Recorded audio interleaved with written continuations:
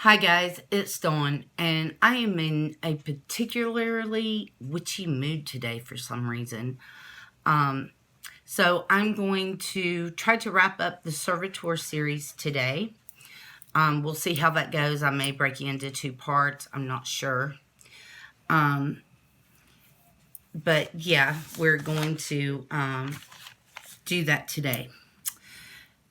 And later, I'm going to do a live pick a card video.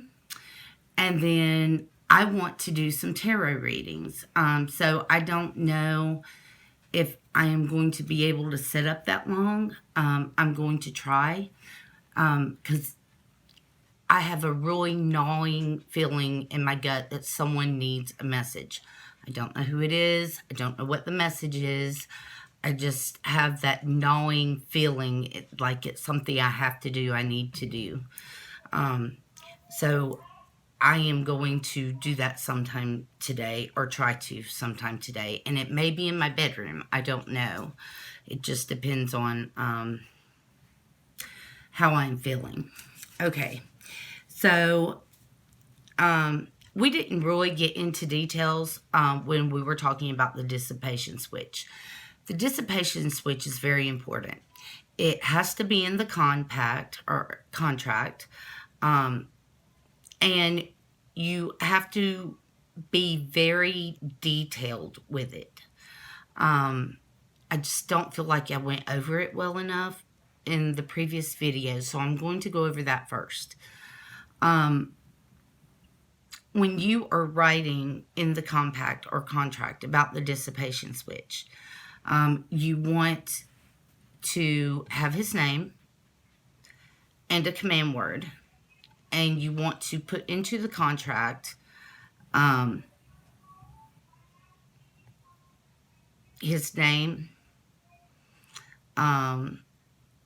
his command word, and the phrase or words you're going to use to dissipate him.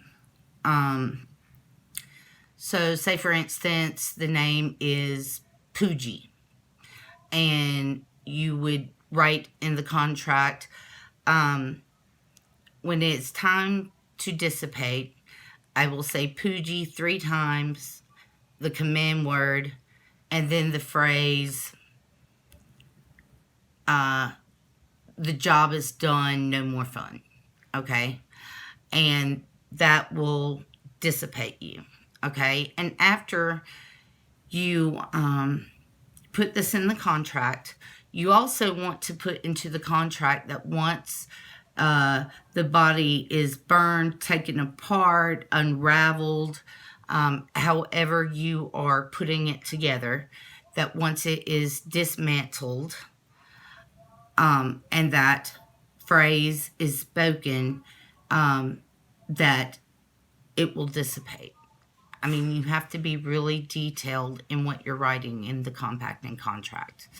I just wanted to go over that a little bit more to give you an idea of some of the things you could write in there. Of course, it needs to be in your own words.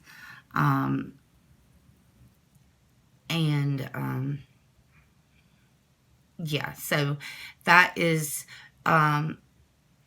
really the last part of your contract, okay?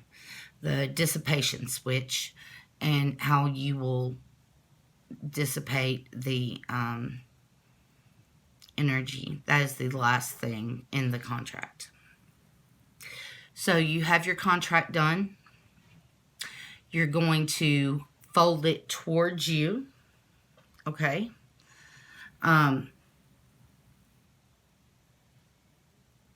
And you are going to, you want to read it to him one last time with the last bit.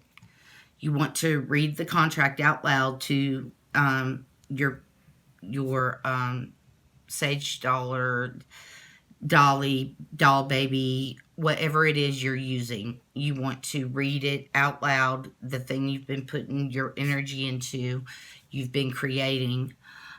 Your servitor, you want to read the entire contract out loud to the servitor one last time. When you have done that, you want to fold the contract towards you and the servitor. Have your servitor with you.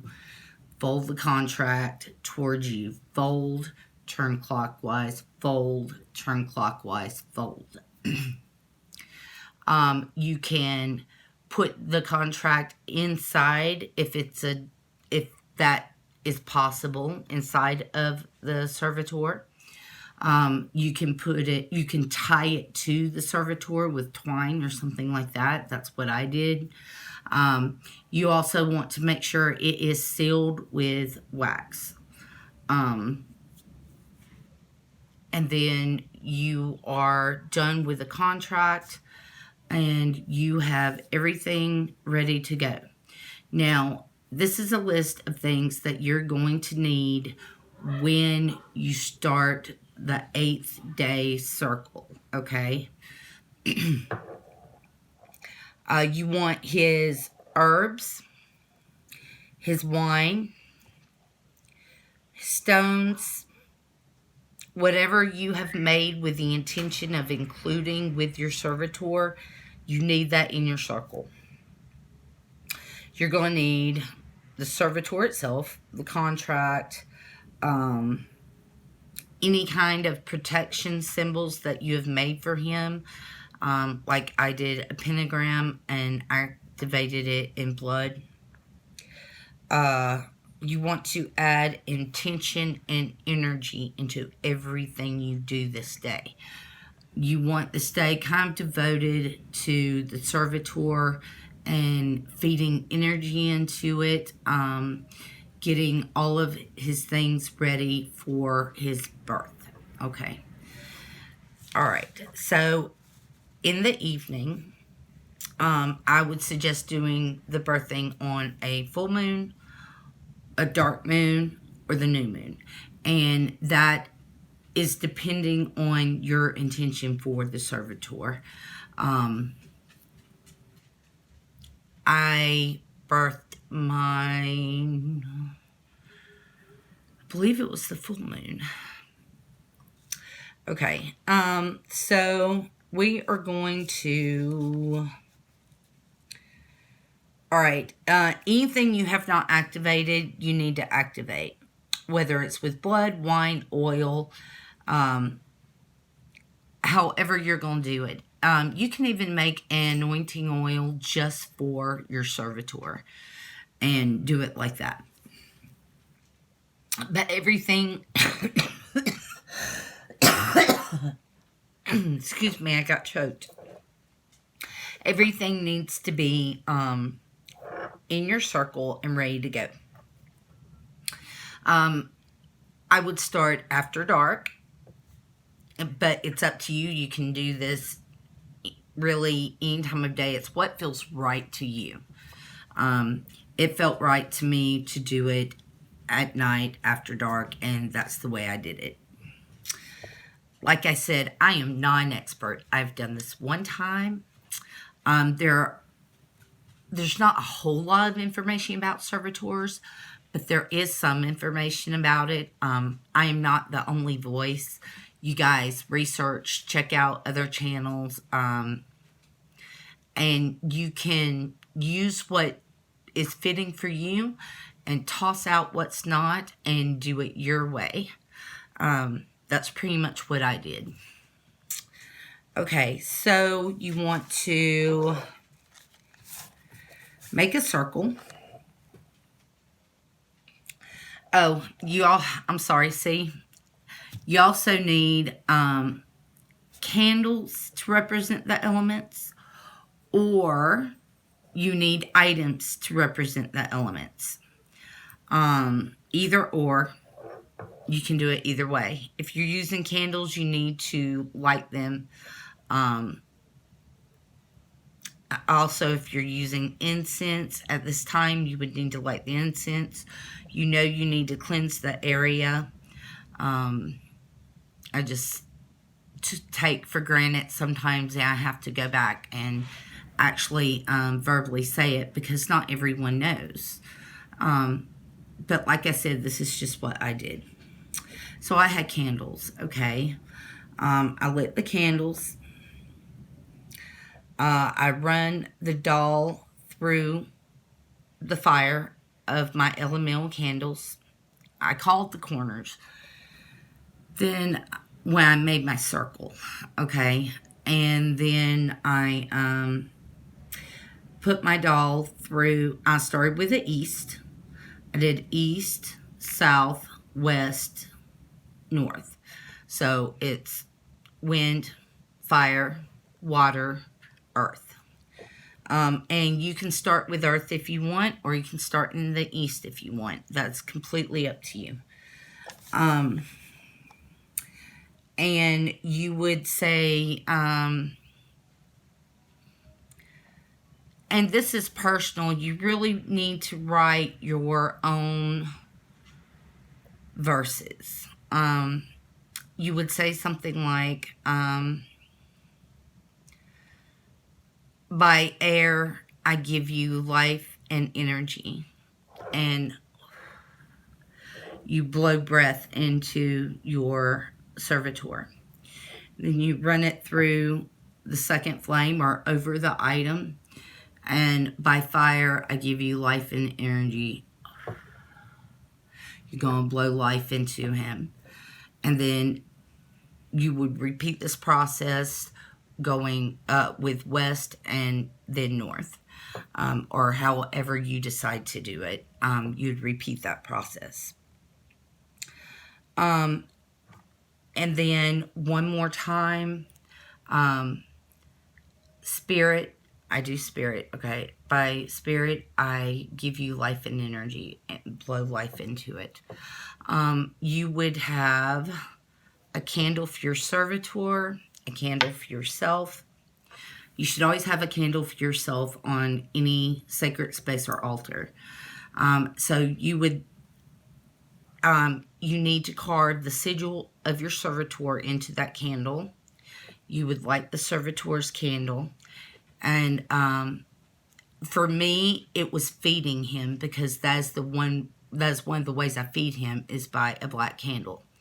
So I lit the candle. I lit my candle that represents me on the altar. And I did one last time by spirit. Okay. And then you want to, you can dress the candle if you want to in his herbs. What I did was immediately pour him his wine I had made for him. I gave him an offering of his herbs. I had a pendulum with me. However you choose to speak to him, you need to have that with you. Whether it's tarot cards, a pendulum, meditation, if you need to meditate. However you want to do that. Okay? And so I took the pendulum and I began talking to him. And it worked. And I am thrilled with my servitor. It has worked very well.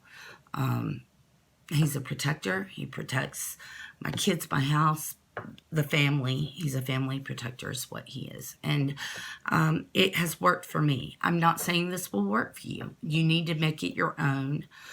You need to use your own words. What I gave you was examples, not what I used, okay? When you're done, you put him on the place that you have prepared for him. Whether it's a space on your main altar or a small space to himself. Whatever space you have prepared for him, that's where you need to put him. And however you're going to feed him, you need to do that. You dissipate the circle, of course. You take his candle and keep it with him. You take your candle if you were outside. I did mine outside, so I had to bring everything back in. And he has his own little space beside my main altar. So this is a journey. It is and I learned a lot, but it's definitely a journey, and you have to choose whether or not you're ready to make that journey. And I love my servitor. He has been very good to us. And I hope that if you guys decide to do this, that your servitor works just as well as mine does. So that's it, guys. I guess I didn't have to split it up into two. I think I did pretty good. And I hope you guys get a chance to do this. It is sometimes mind-blowing.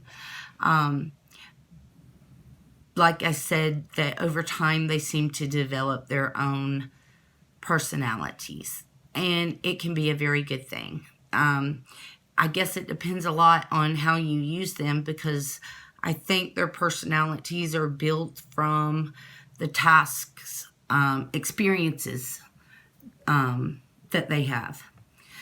But thank you for watching. Love and many blessings, and I will see you soon. Bye.